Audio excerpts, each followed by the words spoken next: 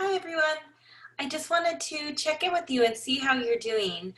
This video is going to be about microthemes. You have your first microtheme due on Sunday, September 13th, so that's coming up. And I just wanted to chat with you a little bit about it because I've had some questions and the questions are great.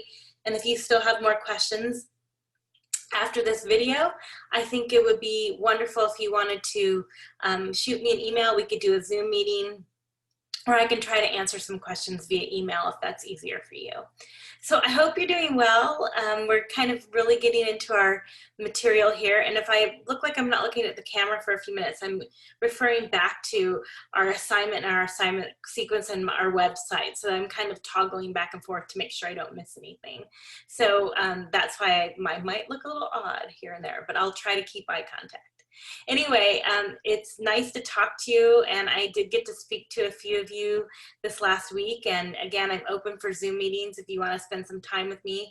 I'd love to hear how you're feeling about the material and the course, and if I can help you in any way, I'm always available for meetings, so don't forget to email me. So the microtheme essay, let's just talk about this. It's really there's a lot of freedom in this microtheme essay as far as what content to use and what materials that you can take a look at. I'd like you to look at the first 4 weeks of the course, right? You know what that is. The assignments and the materials that we've been looking at that first 4 weeks. So theoretical foundations, reading classrooms as text, a reflection on classroom, and freedom writers. So those are the materials that that we're looking at. The third week, this week, I could talk about a little. It's one of my favorite articles, but it's We Want to Work with Our Friends by Diane Kakari, and she brings up some really interesting material. So I've put those for the first 4, and those are the materials that you'll want to be looking at for the first microtheme. And the microtheme really can be a look at one of those materials or 2 of those materials. They're actually a deeper dive than the blog, but you could use the blog as a conversation starter within the microtheme, if that makes sense. You definitely can take ideas from the blog and utilize them within the microtheme. I'm thinking that you will want to consider in the microtheme how some of the pedagogies and practices could translate or relate to practices within your own classroom, right? So for example, this week with Kakari and We Just Want to Work with Our Friends, she addresses a lot of issues with gender and race and how we group ourselves within the classroom, and she brings up some really interesting ideas.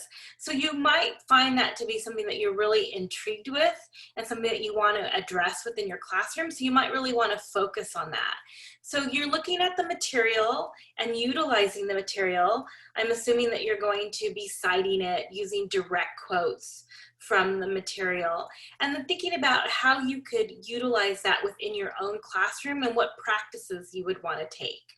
So again, I'm thinking that you would want to maybe use 1 or 2 in conjunction with one another, or you may want to spend the whole time in your microtheme on one of them. I am expecting this would be in either MLA or APA format. It should be 4 pages. Both of those are double spaced, so that gives you kind of a little idea on length. And then you should have either a works cited page in addition to that, or a reference page if you're doing APA. And either one are fine. Just make sure that you pick one and that you utilize it correctly. And I am a little bit of a stickler on this, so you should be using the OWL Purdue to make sure that you're doing correct in-text citations and that your bibliography reference works cited page is also correct. If that is a concern or you feel worried about that, why don't you shoot me an email and I can maybe meet with you on Zoom, or we can talk some more about it. Also, spelling and grammar. Just an FYI, I'm seeing lots of mistakes on the blogs. So it's really important, really, really, really important in this class that you start to address any issues that you're having within your own writing as far as structure and grammar goes. And this is not to make anyone feel bad, because the truth is that all of us have areas that we're not as strong. But really, when you're thinking about teaching reading and writing within a classroom, some of those things we really need to look at.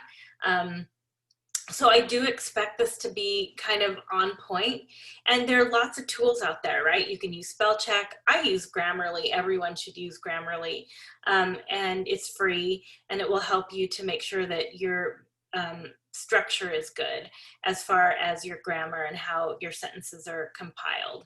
So, and I do think that this essay is more formal in aspect, so it should have an introduction with a thesis statement. The thesis statement should clearly define what you're going to address and look at in the paper, and then you should have body paragraphs with topic sentences, and you should be using multiple direct quotes to explain the points or the ideas that you have within the material. Sometimes these first microthemes aren't as strong as they can be, but that's all right, because you can always revise if you want to, and I will be giving you feedback on them. And usually by the end of the semester, these are pretty easy and you guys do a really good job on them.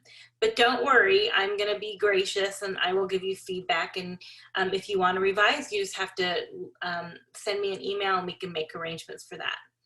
Okay, you all, I hope you're having a good day. That was a quick review of the microthemes. And if you have any questions, again, shoot me an email. I'll talk with you soon. Have a super day.